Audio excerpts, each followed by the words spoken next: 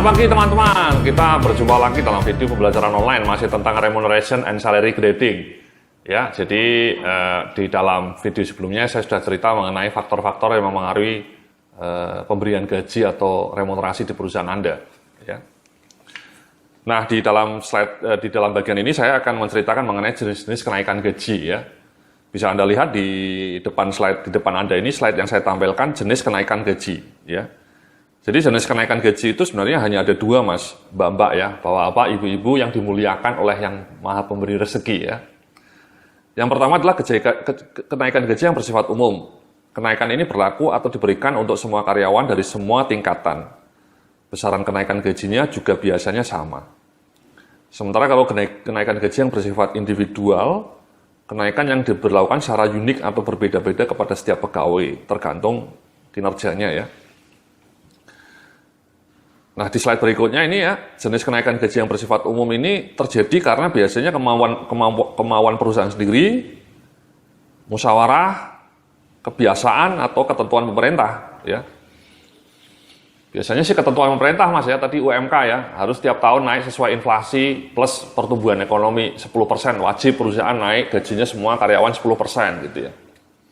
Atau karyawan-karyawan yang bagian operator buruh gitu ya. Atau kebiasaan ya mungkin ownernya memang kebiasaannya tiap akhir tahun naik gajinya, itu kebiasaan juga.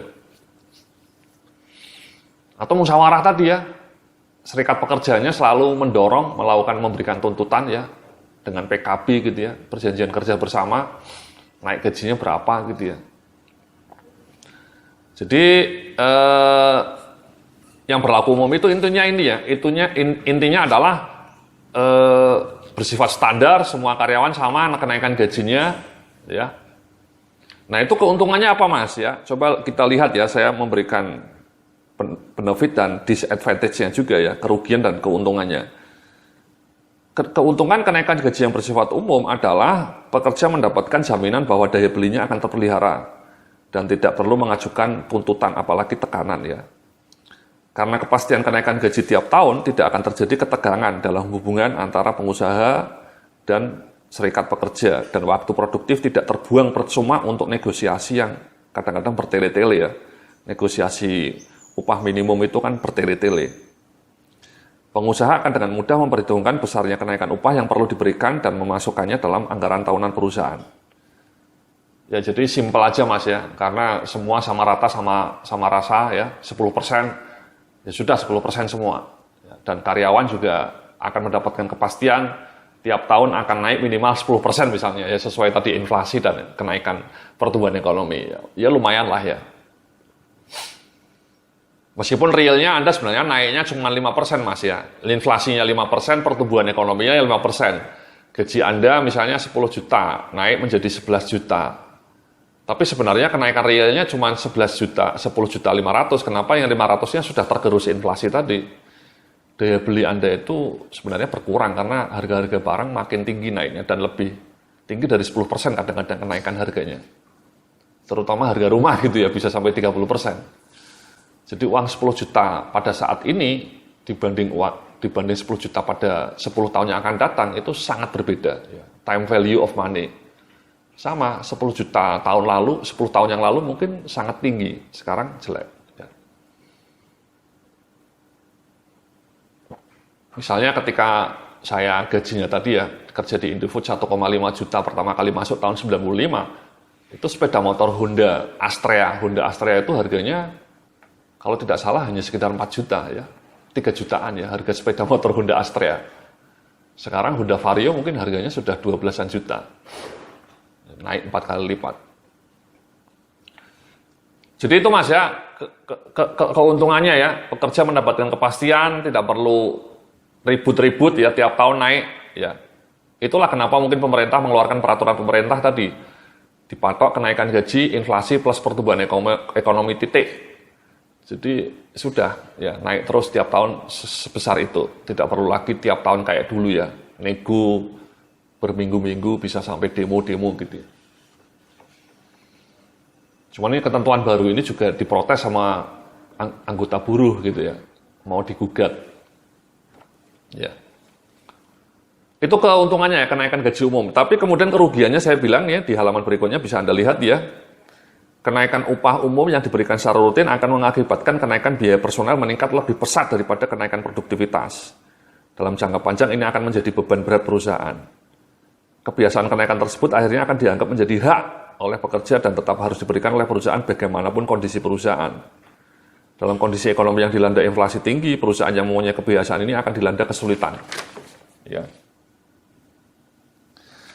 Jadi ini Mas ya, jadi karena umum sudah dianggap kebiasaan itu bahaya juga ya. Kalau pas perusahaannya untung terus sih bagus ya, profit. Tapi kalau perusahaannya kondisi keuangannya tertatih-tatih, kemudian karyawannya sudah terlanjur menganggap itu sebagai hak, sebagai sebuah jatah, nah itu kan bisa ekspektasi, itu bahaya, itu mengelola ekspektasi ya. Ketika karyawan Anda sudah ekspektasinya tiap tahun pokoknya gaji saya harus naik, sementara kondisi perusahaan mungkin sedang turun, itu kan dangerous Mas, perusahaan Anda bisa termehek-mehek. Ya. Atau tadi yang tidak kalah pentingnya tadi biaya kenaikan persentase biaya pegawai naiknya lebih tinggi dibanding pertumbuhan omset penjualan misalnya. Ya, pertumbuhan omset penjualannya cuma naik 10%, tapi pertumbuhan persentase biaya pegawainya naik sampai 20%, itu dangerous. Makin tahun rasio biaya pegawai makin naik. Dulunya cuma 6%, naik 6%, 7%, 8%. Itu kurang maknyus ya, kurang afdol. Sehingga lama-lama perusahaan Anda bisa kurang bagus kinerja keuangannya. Ya. Apalagi ketika kondisi inflasinya tinggi. Ketika inflasi tinggi itu biasanya penjualan akan kolaps, Mas. Ya, karena harga barang naik, pasti penjualan biasanya juga akan jeblok. Dan kalau penjualan jeblok, nggak ada uang masuk, nah, terus gajinya dari mana? Boro-boro naikin gaji ya. Gaji yang sekarang Anda terima aja mungkin juga sudah terlambat dibayarkan gitu ya. Jadi dangerous juga. Ya. Itu kenaikan gaji umum, Mas. Nah, yang berikutnya ini saya bilang tadi ya, ada jenis kenaikan gaji yang kedua itu kenaikan gaji yang bersifat individual. Ya. Jadi seperti yang Anda lihat, kenaikan gaji individual itu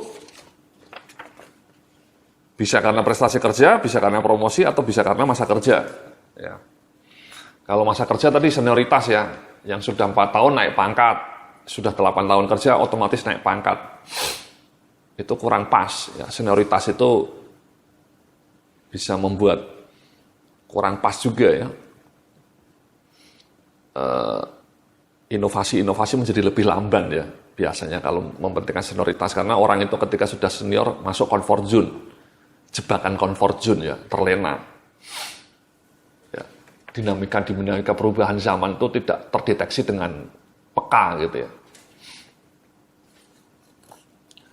Yang kedua karena promosi ya, Anda dipromosikan jadi asmen, assistant manager atau managers, atau misalnya senior managers ya, otomatis gaji Anda naik. Atau yang terakhir ini karena prestasi kerja ya, KPI Anda, Key Performance Indicators Anda bagus nilainya, performance appraisal-nya oke, sehingga Anda bonusnya lebih nilainya A terus, ya insentifnya berbeda atau kenaikan gajinya berbeda. Jadi itulah Mas ya, jenis-jenis kenaikan gaji yang harus kita perhatikan ya. Ada yang karena individual dan ada yang karena bersifat umum.